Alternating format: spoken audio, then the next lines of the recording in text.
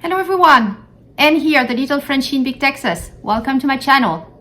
So this is another video on the train derailments, and I'm adding an S here because there's been so many lately. And I have done a few videos on the Ohio chemical disaster. This is probably going to be the last one, but I was missing one link.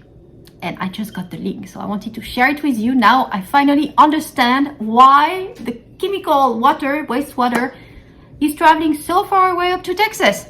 Now I understand, and I have to thank one of my subscribers for putting a comment and letting me go in the right direction here.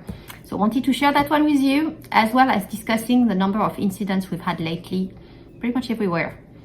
So first, let's start with the Ohio East Palestine spill, chemical spill, and the way that the wastewater is being sent to Harris County, Deer Park, Texas Molecular. I was just looking for the name, Texas Molecular, the company. So I wanted to understand why? Because it just blows my mind, traveling that far away in a high populated area, why? And initially I researched the company, Texas Molecular, what's behind it, who owns it, and I couldn't find much because it's privately owned by funds, which are not the major funds. So I didn't know. It looked like they were just doing business, profit, probably getting a lot of money for this. But why them? Because there's a lot of other companies who could do it in the US. So why? And here I have to thank one of my subscribers for commenting and telling me to go to another channel who's done in-depth research on the derailment. And when I say in-depth research, she had, maybe 5 or 6 videos on it, and very long and documented videos.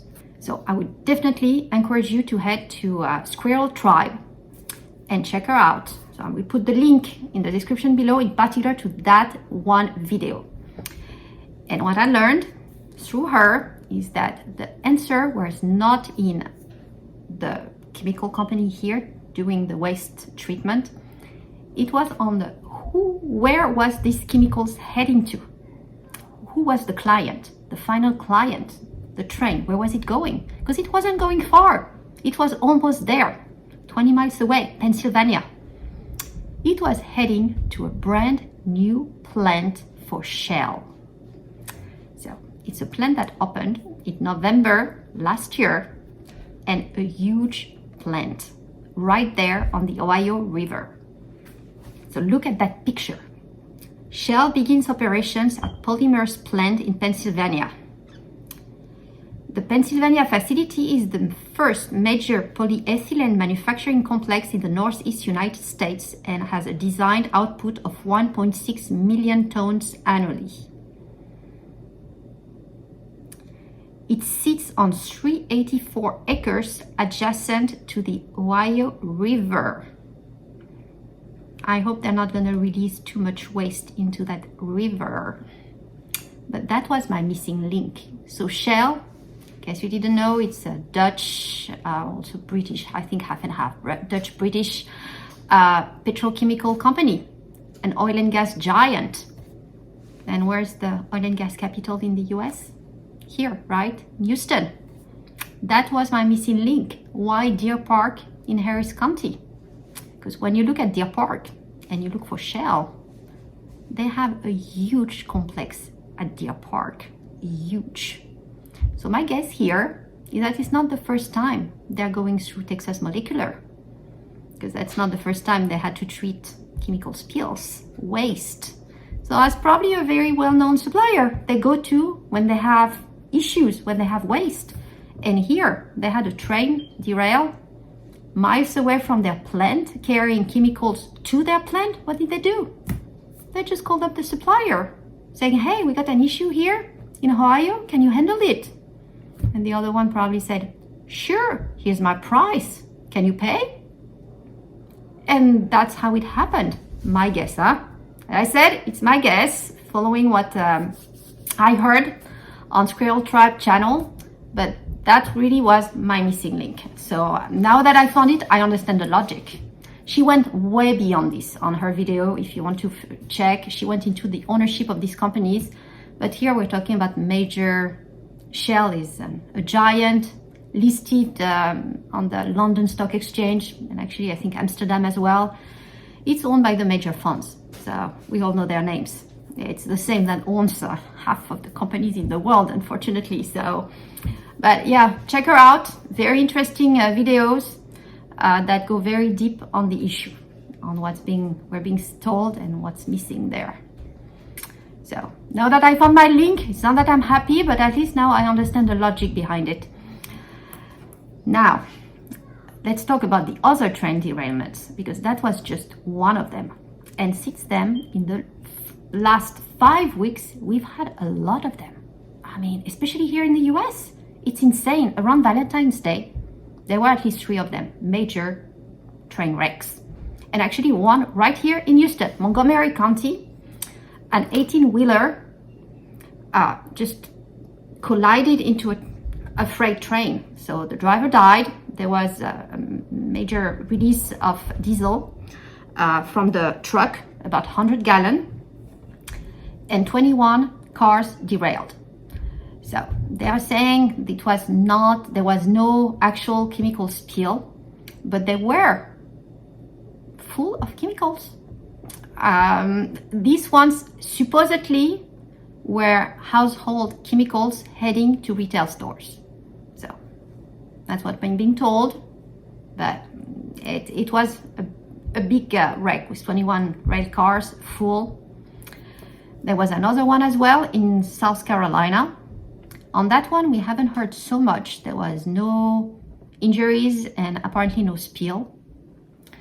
There was another one in Florida. That one we heard quite a bit about, given it contained propane. And on this one, that was not that far away, I think about 50 miles south of Tampa. And the propane did not leak, meaning it derailed, but the containers remained sealed so they could get them out. So it was not as detrimental as the one in Ohio. And just last night, we had another one in Ohio, which is pretty interesting, given it is the same company again, Norfolk Southern here. And it derailed in Springfield. So they're saying right now there is no chemicals, no toxic waste in here, but they're asking residents to shelter in place just in case. I just wonder, I mean, if it just derails and there's nothing in it, why would you ask the people to shelter in place? Abundance of caution you didn't have in the last wreck? I'm not sure. But that one is interesting, given it is the same company again. So you might, wonder why is it, coincidences don't happen that often. Once, twice, but 5 times, it's no longer a coincidence here. But at the same time, looking at it, it's a few years after the pandemics where we probably did not have a lot of maintenance done on the rails, on the trains. They're old, so maybe it could explain some incidents. I don't know, just trying to figure it out, to find some logic in it, because I like logical things, and here it's not logical. So I'm not sure. And then you have the one in Greece. So that one is probably the worst, given the number of people who died instantly, given it was a freight car that hit a passenger train, and on that one a lot of passengers died, including some students, so younger folks. But it's Greece. So if you know Greece, it's a beautiful country, best place to spend vacations, lovely islands, and the best olive oil in the world probably. But it is not well known for its maintenance, either in cars, planes, trains. I don't know. I wouldn't put it at the same level as the wrecks we've had here in the US. Let's put it this way. But still, it's another major one that made headlines. So it's quite a few in the last few weeks. I don't know what you think about it. I don't know.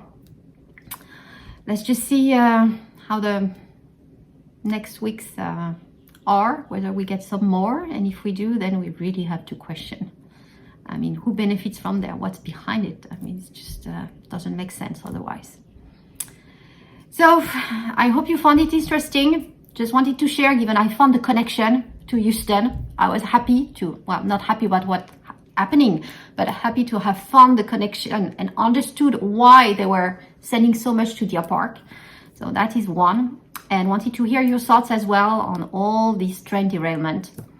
Did I miss any? Because there's probably more than what I listed here. Please put in the comments below. What do you think? Looking forward to your input here. Maybe it's going to help me better understand what's going on. So thank you guys for watching. And as always, if you enjoyed it, please hit the thumbs up and subscribe to the channel. Thank you all and have a blessed Sunday. And here's a bit more information for you to read from the Shell website. So this is the new plant in Pennsylvania, some information on the new plant, as well as the operations in Deer Park.